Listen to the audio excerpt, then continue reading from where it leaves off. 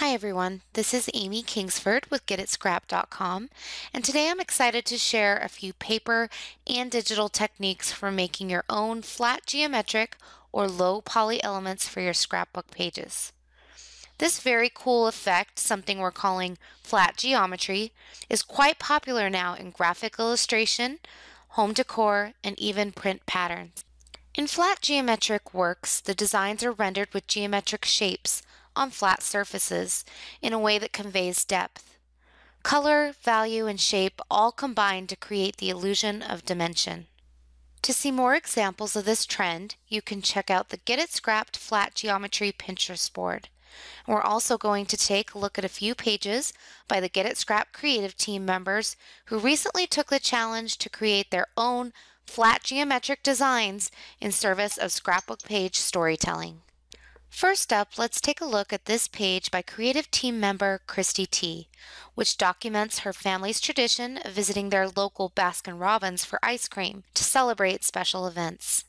To create this fun ice cream cone accent for her page, Christy used her Cricut die cut machine to cut the ice cream cone shape and then used colored pencils to fill the shape in with triangles.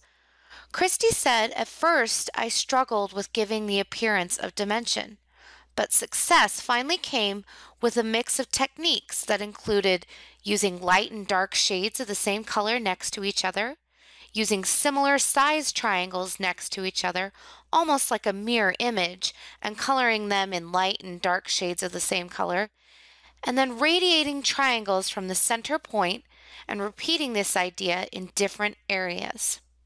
Christy also adds that when incorporating a striking element like this flat geometric shape, using colorful photographs and pops of black and white ground and bring balance to the page.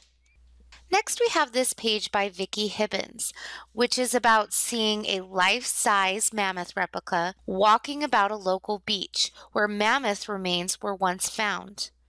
Inspired by the replica's geometric skeleton and using a digital technique tutorial by Blue Lighting TV called How to Create Low Polygon Images from Photos, Vicki has created the perfect mammoth accent for her page.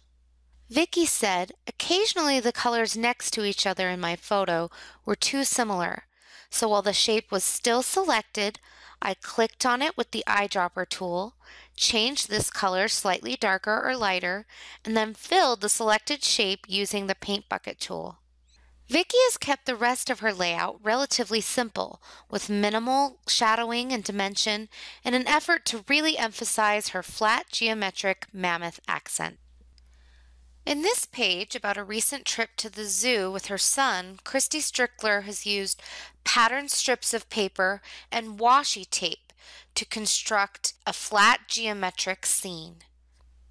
Christy says that with both the elephant and the landscape, I paid careful attention to color, often using 4 or 5 shades of the same color to construct my flat geometric shapes. As you can see, she's also used a circle punch to give her flat geometric elements a more realistic shape. This mixes things up nicely and adds to the playful vibe of the page. Next up, we have a page by Carrie Eric about her great-great-grandfather's immigration to and life in America.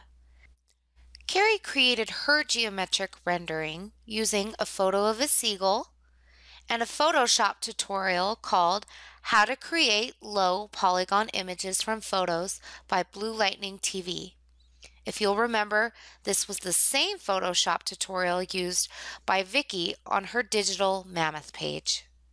Once Carrie had created her illustration, she then placed it on her background paper, duplicated it, and played around with her Photoshop blending modes and opacity setting to achieve the beautifully blended look that you see here.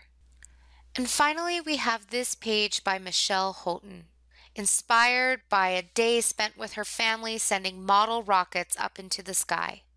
Michelle created this fun rocket embellishment by coloring strips of cardstock with Copic markers.